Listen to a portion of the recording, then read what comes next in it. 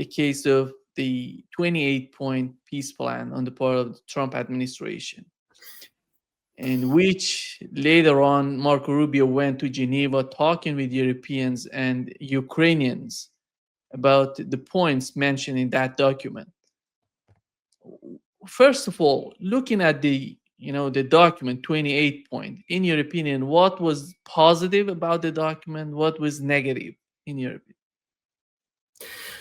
Okay, so I have to say that I've listened to many people analyze this, and I found it very surprising that people are so negative about it. Many people are, oh, this is nonsense. This is a trap for Russia. This is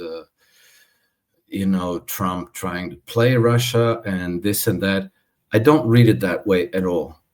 I see it, first of all, each one of the 28 points could be a page or two or three. So it's not the peace plan, it's the framework for negotiations. But it contains some very, very important, fundamentally important provisions that not only would cement peace for Ukraine and end that war, it would also transform the security architecture for all of Europe. And what I'm referring to is that, it says that Ukraine can't be part of NATO. This is what the Russians asked. This is the most important thing that the Russians have been insisting on since before this war even started. They've been saying, don't make Ukraine a NATO member.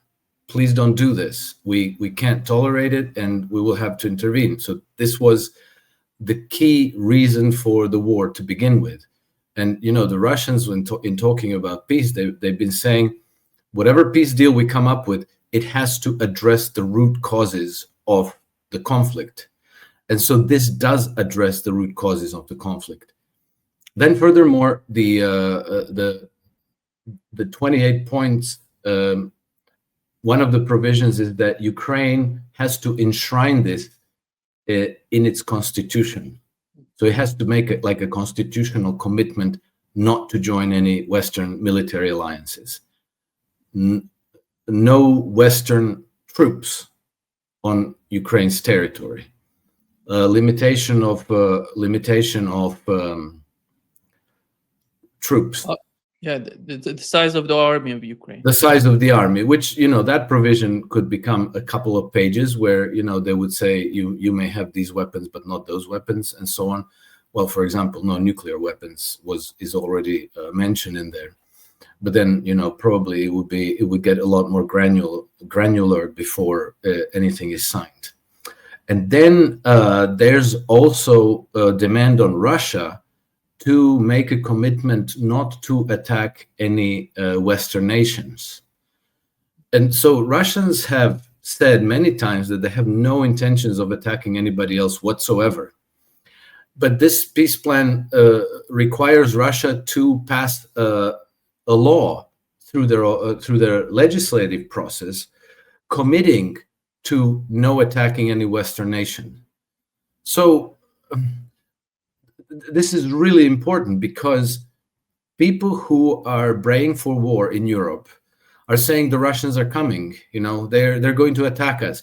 You have all these talking heads on TV and these generals who say, well, Vladimir Putin has made it clear that after he's done with Ukraine, he will then continue on to London, Except Vladimir Putin never made any such thing clear. These people just look in the camera and lie. But if you censor all other voices, then the populations think, my God, the Russians are coming. You're starting to foment fear and psychosis in your societies in order to ready them for war. And we've seen, General the French general saying that the French people have to prepare for war and they have to prepare to sacrifice their children, even though not only has Vladimir Putin never said that he intends to carry on with military conquest, many times he and other officials of his government has said exactly the opposite. They don't have any such intention. So by passing a law through their Duma and saying, we have no territorial pretensions, we will not invade any other country, they will then this call to arms because the Russians are coming is going to fall flat, and the credibility of those people who are saying that the Russians are going to invade Europe falls to nothing. And then there are provisions in the peace plan about reconstruction of Ukraine. And so here's where some people I believe that they misunderstand, because they say, oh, they're going to use Russian assets, $100 billion of Russian assets. Well, yes, but when the war is over, the Russians will look to invest into Ukraine and to invest into reconstruction of Ukraine. Why? Because it doesn't serve their long-term interests to have a broken, rump, impoverished, and Nazi-infested Ukraine at their border. It does serve their interest to have like a prosperous, well-ordered, peaceful partner nation, kind of like Belarus today. But if this is done in partnership with the United States, which is what the gist of the peace plan is, then the Russians have a role in defining how this money is invested, the priorities, the program, in order to turn Ukraine into this partner nation. Whereas by European model, Russians would have no say. This would be completely run by London and Paris and Berlin. And the Russian money would simply be confiscated. You know, they would make roundabout legalistic justifications to say that, yeah, well, you know, like we're just using this as collateral, and then our banks are going to issue loans to Ukraine against this collateral, and then, you know, eventually we're just going to take the money because we're going to say that these are war reparations and you have to pay them, and so thank you very much. It works out to exactly this sum, and so that thereby we take it. I've been predicting since August, since Alaska, that this is what's going to happen to the Russian frozen assets in Europe, that were going to be transferred to the United States. And then in the 28 points, it states that this money is going to go into a common fund that's going to be deployed in cooperation between Russia and the United States. And one of the objective of this cooperation is exactly to deepen the relationship between two countries in a friendly and constructive way. And so then there's provisions about education, about uprooting Nazism, about uprooting the racist ideologies. And I don't know why, but some people said like, yes, you know, this is there because they want to impose LGBT on Russia. You know, that takes a lot of imagination, because why would that be in there? I mean, Trump doesn't care about LGBT, and Russians are obviously going to say no to such a thing. This reflects Russian. One of the 4 points that the Russians set out when they went to when they unleashed the how do you call it, the special military operation. One of them was denazification. That's what that provision in the 28-point peace plan is talking about.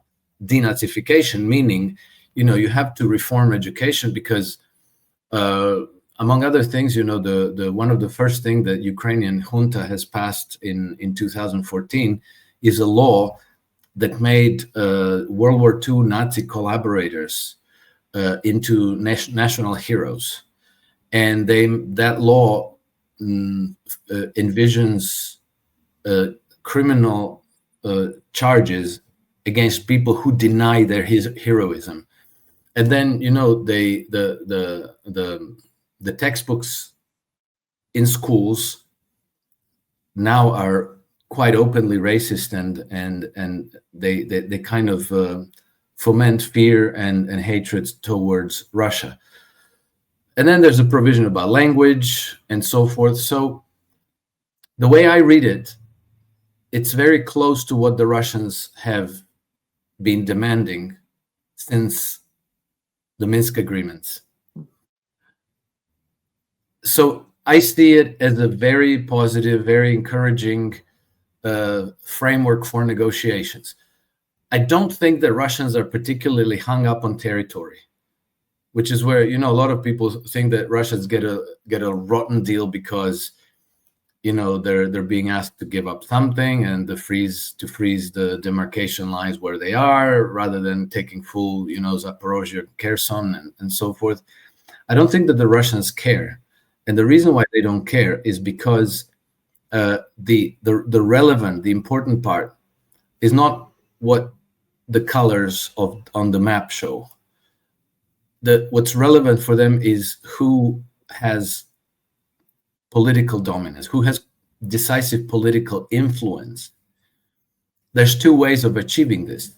One is military. The other one is, let's call it administrative. Basically, everything runs through whatever they are, units of local administration. You know, the town councils, the police, the military, and so forth. And you can either go there with troops, with guns, and take over these institutions in town after town, and then impose your will in this way, or you can go through Kiev, take control of the central government, and then exercise this influence from the top down to the same effect, only a lot cheaper and without the bloodshed and destruction. So in my mind, you know, the Russians will continue waging the war if they must, but if they don't have to, they will stop where they are. And then a lot of these things are going to get solved through negotiations and through, let's call it, incremental measures that are going to be implemented over years and decades, because the Russians are looking for a permanent solution, not to, you know, color the whole map red and say, well, voila, we've made all these great contexts, because then you have to administrate these areas. You still have to administer them. It's easier if you know, gain influence over Kiev and then have the Ukrainian authorities administer the country in a way that moves it towards your objectives, which again is a friendly partner nation and a buffer between Russia and the West, a neutral nation. I think the 28-point peace plan is a solid foundation for all of that. And then many of the details that are in there are maybe not cemented. They could get bent in negotiations. Some of them give Russia the way to show goodwill by compromising, by saying like, all right, fine, you know, we don't have to, we can share Zaporozhye nuclear power plant. We're going to run it jointly. That's fine. And so I read it in a very positive way. I'm not sure why so many analysts read it as some kind of sinister trap for the Russians. If you contrast it to the European plan, which the Europeans drafted practically as a panicked knee-jerk reaction, you see that it's very, very different. And then you also see that the Europeans are extremely vexed about the American peace plan, and they're trying to shut it down by whatever means that they can.